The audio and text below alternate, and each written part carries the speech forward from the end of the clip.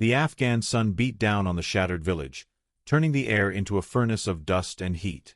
Walter Grayson, 58, crouched in the ruins of a mud-brick hut, his calloused hands clutching a battered radio scavenged from a wrecked Humvee.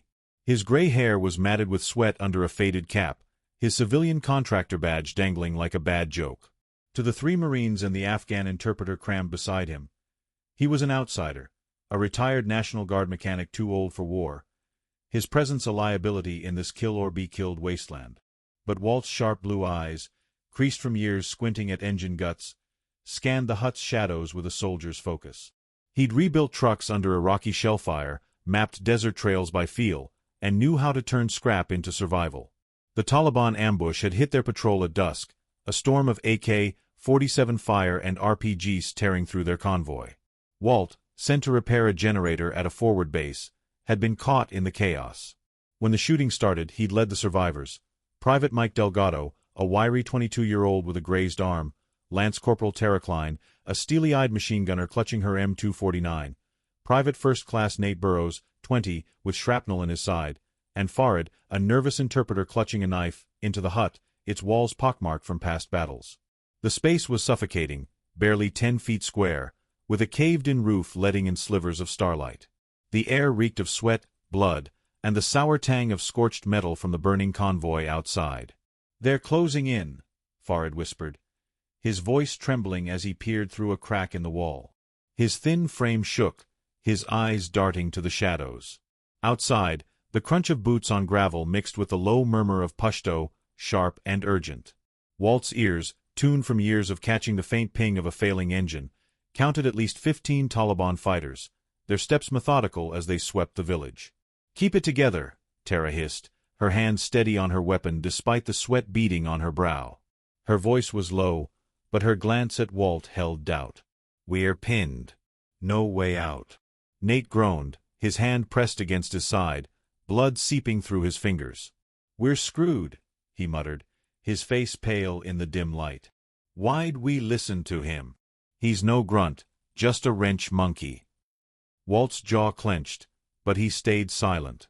He'd heard worse in '91, when young hotshots mocked his weekend warrior status, only to thank him when their tanks rolled again. These kids didn't know he'd navigated Kuwait's dunes by dead reckoning, or that he could strip a radio for parts faster than most could load a rifle. His fingers traced the radio's cracked casing, its wires exposed like veins. It was useless for calling help, no signal, no backup, but it was something. He just needed time. "Shut up, Burrows," Mike snapped, his voice tight as he adjusted the bandage on his arm. "He got us in here, didn't he? Better than bleeding out there." "Barely," Nate muttered, but his eyes flicked to Walt, a mix of pain and uncertainty. The hut's walls seemed to close in, the air thick with dust that stung the throat. Walt shifted, his knees aching from crouching on the uneven floor. His boot nudged a pile of debris, broken pottery, a rusted canteen, a coil of wire from some forgotten repair. His mind churned, sifting through memories of jury-rigging fixes in the desert, a spark plug turned into a detonator, a fuel line rerouted to save a stranded squad. The village sat in a rocky valley, flanked by cliffs and a dry riverbed he'd seen from the convoy. He'd memorized its curves, its hiding spots, from maps and instinct. There had to be a way out. Outside, a fighter barked an order, and the boots shifted, closer now. Walt's pulse quickened, but his hands stayed steady. He'd worked under pressure before, rebuilding a transmission while mortars fell, his hands steady as shells screamed.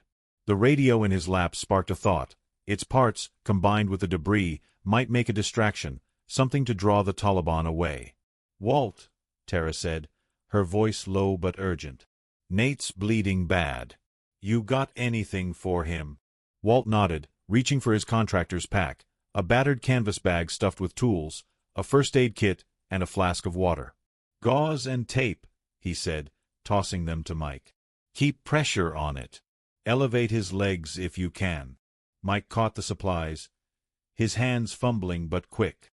"You a medic now too?" he asked, half joking, half hopeful. "Seen enough blood to know," Walt said, his tone calm but firm. He'd patched up buddies in Kuwait when medics were scarce, using tricks learned from field manuals and barroom stories. Nate's wound was bad, But not fatal, not yet. Farid's voice broke the silence. They're checking the huts now. I heard them. They'll find us. Not if we're smart, Walt said, his eyes on the radio. He'd rigged worse in worse places. His fingers brushed the wire coil, an idea forming. The Taliban were close, but they didn't know the hut's layout, its weak walls, its hidden corners. He could use that. A sharp crack echoed outside, a rifle but slamming against a nearby wall. The group froze, their breaths shallow, the air heavy with the stink of fear and blood. Walt's heart thudded, but his mind was clear. He'd hidden from Republican Guard patrols once, his body pressed into a ditch as tanks rumbled past. This was no different. His eyes scanned the hut, noting a pile of rubble near the back wall. Broken bricks, a bent metal rod, a shard of glass glinting in the starlight. His mechanic's brain clicked. The rod could be a lever, the glass a signal if angled right. "Walt," Mike whispered, his voice tight. "Nate's fading. We gotta move him." "Not yet," Walt said, his voice low but steady. "We move now, they'll hear us. We need a play." Tara's eyes narrowed. "A play? You're a mechanic, not a Marine. What do you know about tactics?" "Enough to keep you alive," Walt said, meeting her gaze. He'd rebuilt a jeep under fire, turned a busted radio into a beacon. He could do this. His mind flashed to Desert Storm, to a night spent rigging a flare to mislead an Iraqi patrol. The memory steadied him. Farid pointed to the back wall, his voice barely audible. "There's a gap there. Old smuggling route. Narrow, but it leads to the riverbed." Walt's eyes followed, spotting the faint outline of a crack hidden by rubble. His heart leapt. A way out, maybe. But moving Nate would be hell, and the Taliban were too close. They needed a diversion, something loud, something chaotic. The boots were louder now, joined by the clink of gear and the low hum of a radio, Taliban comms, crackling with static. Walt's fingers tightened around the radio in his lap, its wires sparking an idea. He'd once turned a car battery into a makeshift bomb, using wire and a spark. The hut's debris might do the same, draw the fighters away, buy time to slip through the gap. "Mike," Walt said softly, "you know how to strip a wire?" Mike frowned but nodded. "Yeah, why?" "Got a plan," Walt said, his voice steady despite the knot in his chest. He glanced at the rubble, the radio, the flask in his pack. A spark, a bang, a misdirection. He'd done it before. He could do it again. A shout rang out, sharp and close. The boots stopped, then surged toward the hut. Walt's breath caught. Time was up. The Afghan night pressed against the mud brick hut, the air thick with the gritty taste of dust and the sharp sting of fear. Walter Grayson, 58, knelt in the cramped space, his fingers working the scavenged radio's wires with a mechanic's precision. The faint starlight seeping through the caved-in roof glinted off his sweat-slicked brow, his gray hair plastered beneath his cap. To the three Marines, Mike Delgado, Tara Klein, and Nate Burrows, and the interpreter Farid, he was still just a civilian contractor, a has-been whose wrench-turning days meant nothing in this kill zone.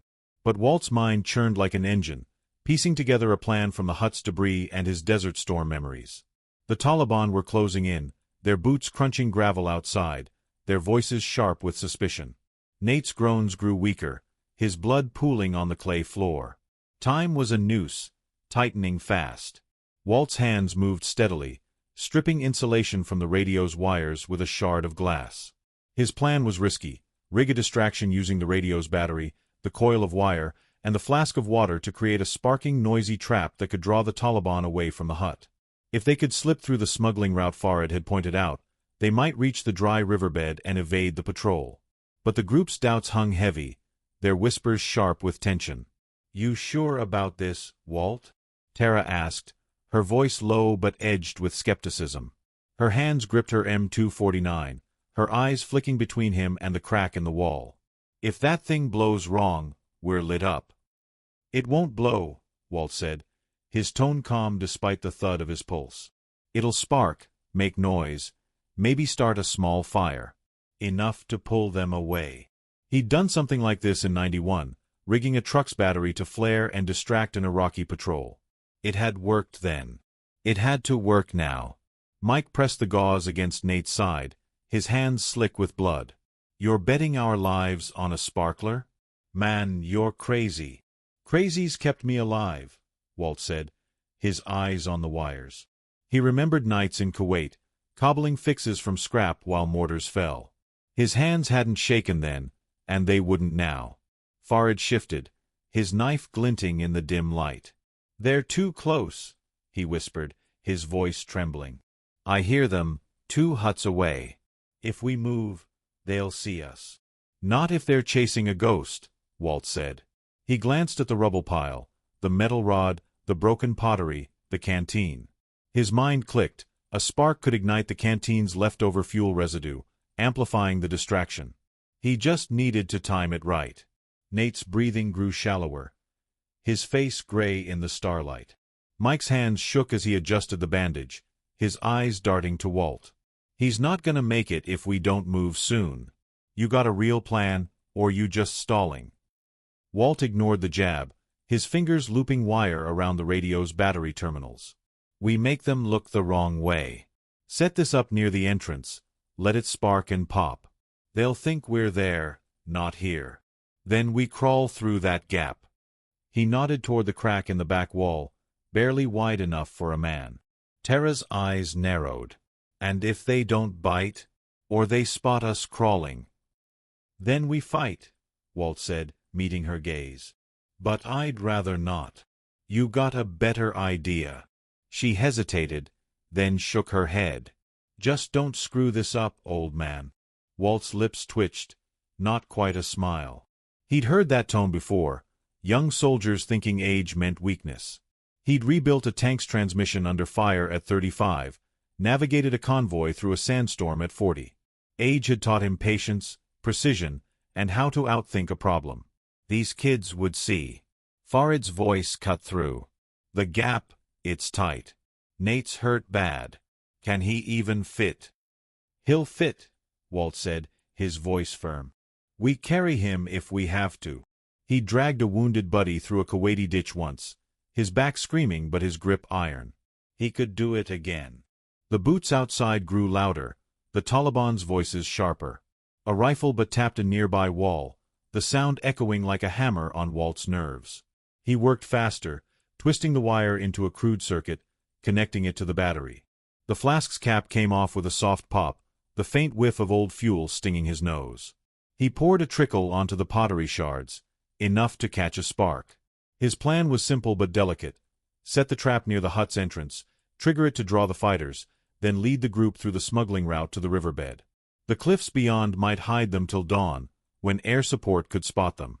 "Walt," Mike whispered, his voice tight. "Nate's out cold.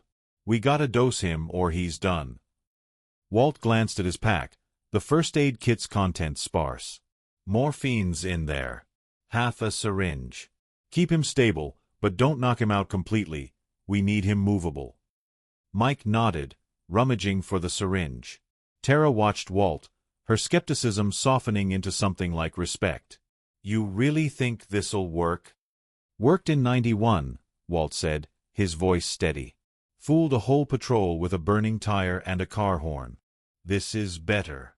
Farid's eyes widened. "You fought before?" "Enough to know how to survive," Walt said. He didn't mention the sleepless nights, the friends he'd buried, the way a wrench felt heavier than a rifle some days. Those were his burdens, not theirs. A shout rang out, too close, followed by the scrape of boots on gravel. Walt's heart thudded, but his hands didn't falter. He placed the rigged radio near the entrance, hidden behind a pile of bricks, the wire trailing to the pottery shards. A spark would ignite the fuel, send up smoke, maybe a small flame, enough to draw eyes. He tested the circuit, a faint crackle sparking in the dark. It would work. It had to. "Ready?" he asked, his voice low. The group nodded, their faces tense. Farid pointed to the crack, his hands steadier now. "It's maybe 50 yards to the riverbed.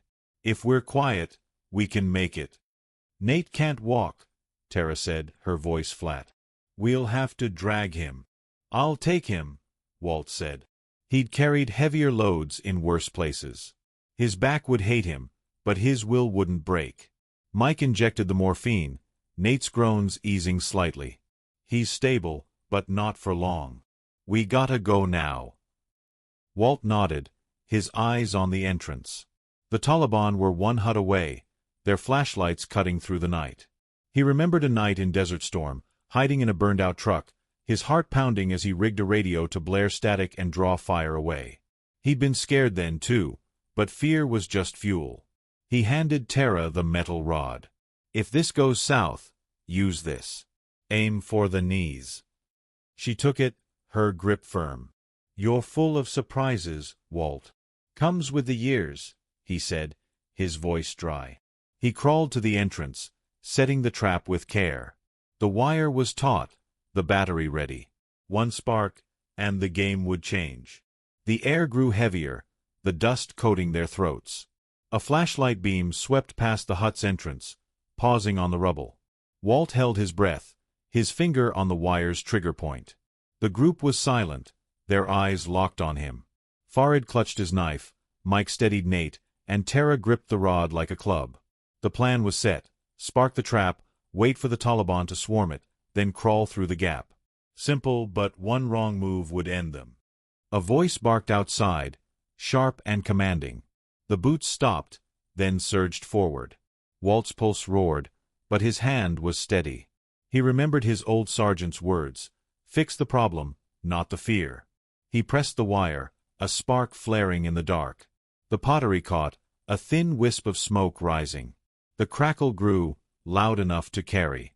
The Taliban shouted, their boots pounding toward the entrance. Walt motioned to the group. Now, he whispered. Move. Farid led, crawling toward the crack. Mike and Tara dragged Nate, his body limp but breathing. Walt brought up the rear, his eyes on the entrance as the smoke thickened. The trap was working, for now. They had minutes, maybe less, to reach the riverbed and vanish into the night.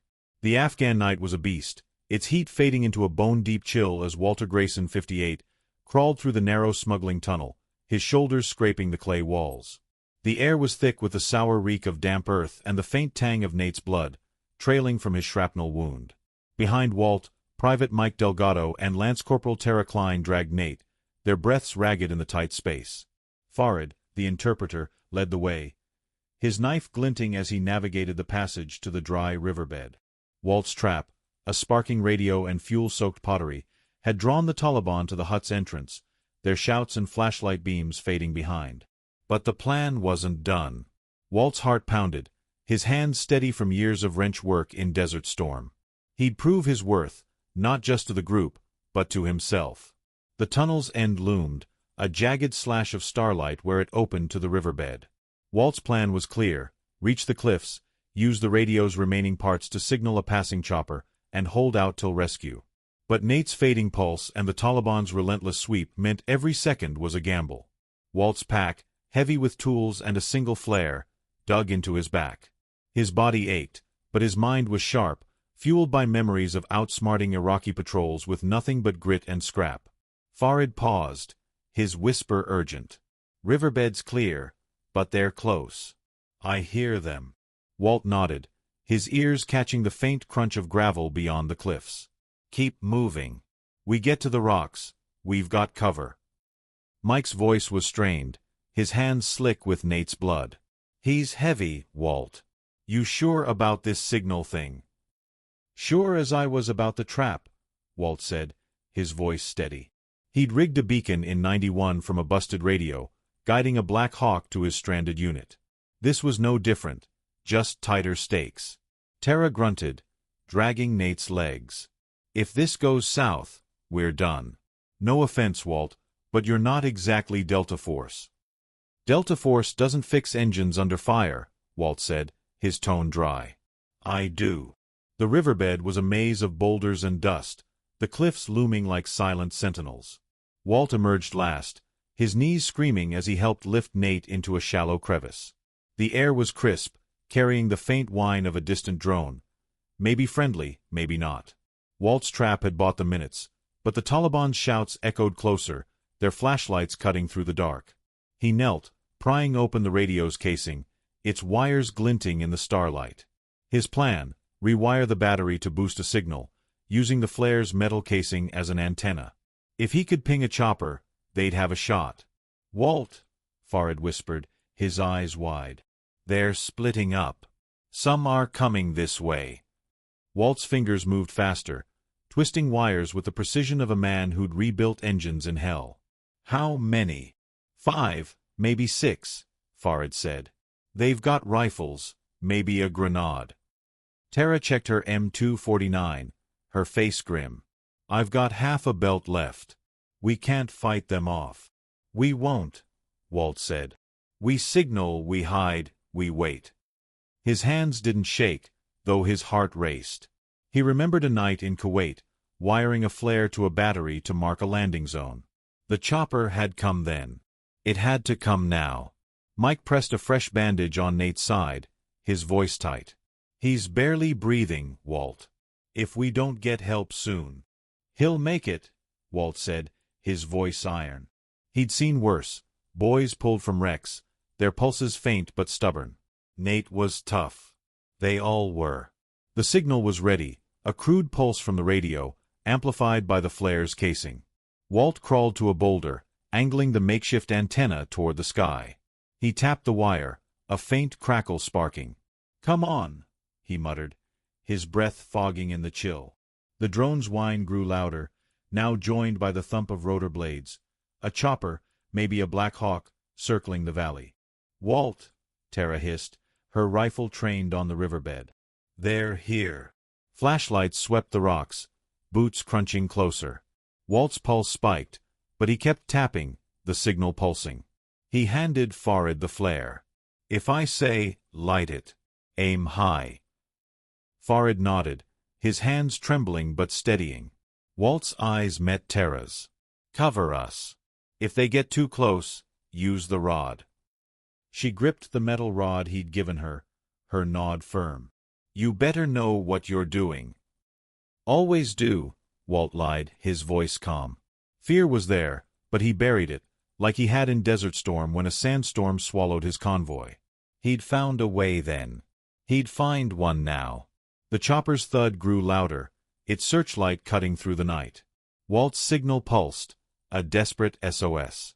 The Taliban were 30 yards away, their voices sharp, rifles glinting. Walt's mind flashed to his old National Guard unit, to the buddies he'd lost, to the promise he'd made to never let fear win. He tapped faster, the crackle growing. A rifle shot cracked, kicking up dust 10 feet away. Tara cursed, returning fire, her M249 spitting rounds. The Taliban scattered, their shouts chaotic. Walt's signal held, the chopper's light sweeping closer. "Now, Farid," he barked. Farid struck the flare, its red glow arcing into the sky. The chopper banked, its light locking on the riverbed. Walt's heart leapt, the signal had worked. But the Taliban were closing, their fire pinning the group. Mike dragged Nate deeper into the crevice, his face pale. "Walt, we're out of time." Walt grabbed the metal rod, his body moving on instinct. He'd never been a fighter, but he'd scrapped in barrooms and survived war zones. He sprinted to a boulder, drawing the Taliban's fire away from the group. A bullet grazed his arm, the sting sharp but distant. He swung the rod, cracking a fighter's knee, then dove back to cover. The chopper roared overhead, its minigun tearing into the Taliban's position. The fighters broke, scattering into the dark. Walt's arm burned, blood soaking his sleeve, but he crawled back to the group, his breath ragged. The chopper's light held steady, a rope ladder dropping. "Move!" Walt shouted, helping Mike lift Nate. Tara covered them, her rifle empty but her stance fierce. Farid guided them to the ladder, his fear replaced by resolve. The chopper's crew hauled Nate aboard, then Mike, Tara, and Farid. Walt climbed last, his arms screaming, his pack left behind, a small price for their lives. The Black Hawk banked over the cliffs, the valley shrinking below. Walt sat against the bulkhead, his arm bandaged by a crewman. Nate was stable, hooked to an 4, his eyes fluttering open. Mike clapped Walt's shoulder, his voice hoarse. "You're a crazy bastard, Walt. Saved our asses." Tara nodded, her skepticism gone. "Didn't think you had it in you." Walt shrugged, wincing at the pain. "Just fixed a problem." He thought of his old unit, of the men he'd pulled through, of the years he'd spent feeling useless in civilian life. Tonight, he'd been enough. Farid leaned close, his voice soft. "You're a warrior, Mr. Walt. Like my father was." Walt's throat tightened. He'd lost his dog tags in the hut, a piece of his past left in the dust. But he'd gained something else, respect, hard-earned, and a quiet truth. Age didn't dim courage. The chopper's hum filled the silence, carrying them to safety. Below, the valley burned, but Walt's legacy was set, a signal in the dark, a team alive, and a lesson that wisdom could outshine youth.